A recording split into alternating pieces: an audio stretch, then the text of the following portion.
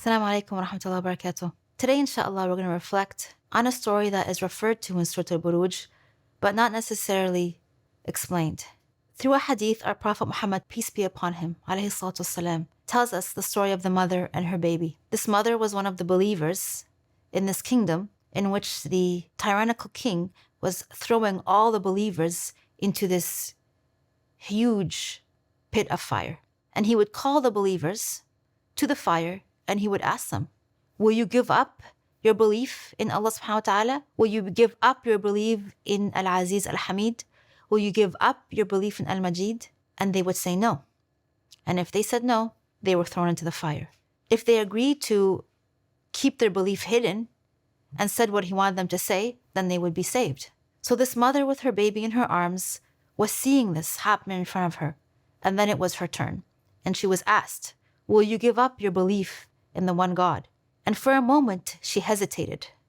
And we know from our Prophet Muhammad's hadith that her baby in her arms, like Prophet Isa, spoke as a baby. And he said to her, O my mother, be steadfast, for you are truly on the truth. And that statement from her baby gave her that strength and that courage to say, I will not give up my belief in Allah subhanahu wa ta'ala. And so both her and her baby were thrown in the fire. As mothers, and I hope many of you listening to me today are mothers, there's so much that we can reflect on and think about when we put ourselves in the shoes of this mother. What must she have been feeling? What must she have been thinking? And that support and that strength that her baby gave her. And we learn from her many things. We learn, first of all, that true believers sometimes hesitate. They sometimes feel fear. And they need something or somebody around them to give them that push, to give them that energy, to give them that courage to stay the path. We also learn from her that sometimes that statement or that person or that sign that comes from Allah subhanahu wa ta'ala actually comes from the most unexpected of places. Would she have expected that her baby speak to her? Maybe the person that was behind her would have said to her, don't doubt yourself, you are on the truth. Or maybe she would have sought courage from those who had went before her.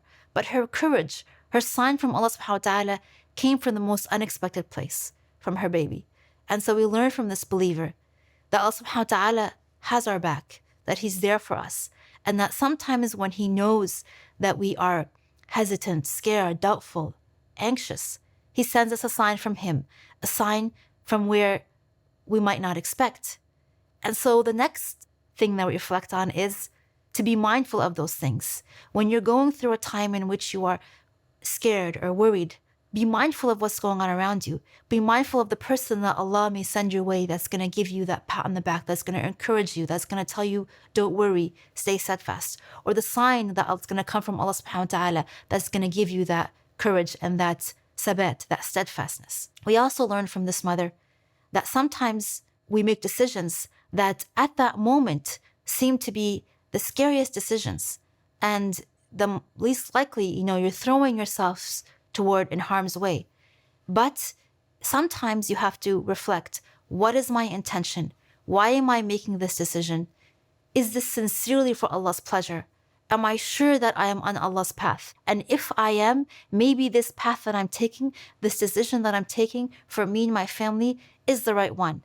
And then Allah promises us in the Quran, Inna ma'al usri yusra. Verily, after all difficulty and hardship, there is ease. So when you take that step towards what you think is difficult, but that you know is the truth, is the right thing, is what will please Allah subhanahu wa ta'ala, is that will make Allah happy with you, then all of a sudden you will find that ease, inshallah, that comes after it. That sign from Allah subhanahu wa ta'ala that He has accepted from you, the step that you have taken. Allah subhanahu wa ta'ala also teaches us through this mother that pain is short-lived. We know that Allah promised her in Surah al-Buruj that she has Jannah, that her baby has Jannah, that she has eternal bliss, that these believers who stood fast and who stood strong in front of the face of this tyrant were promised something greater.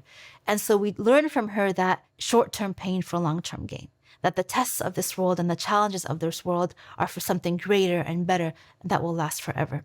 These are similar stories or similar lessons that we learn from other mothers in the Quran. This story reminds me of the mother of Musa. She was scared for her baby Musa.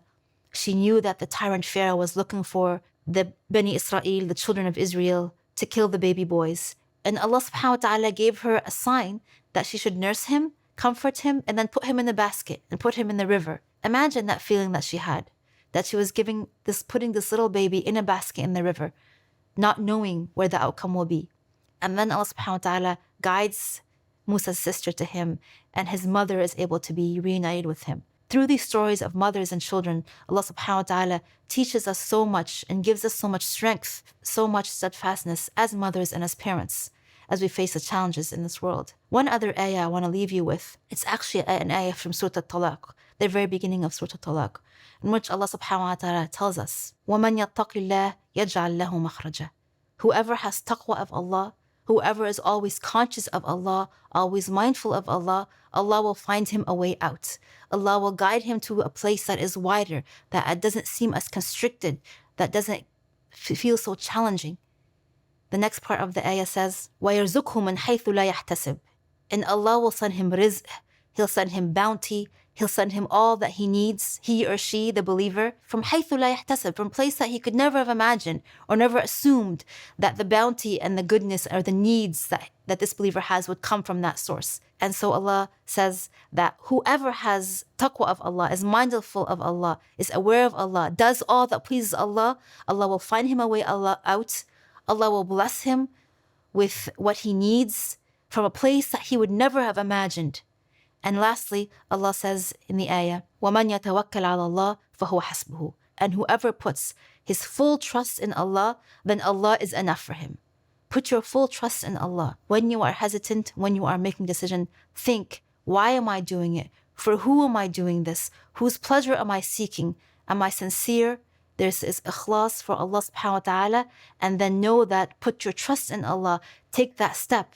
And Allah subhanahu wa ta'ala will be enough for you and will guide you and will be with you all the way and support you in your decisions and find you a way out. May Allah subhanahu wa ta'ala always make us of those who have taqwa, who trust in Him, and who search for the bounty and the blessing and the rizq only from Him. Wassalamu alaikum wa rahmatullahi wa barakatuh.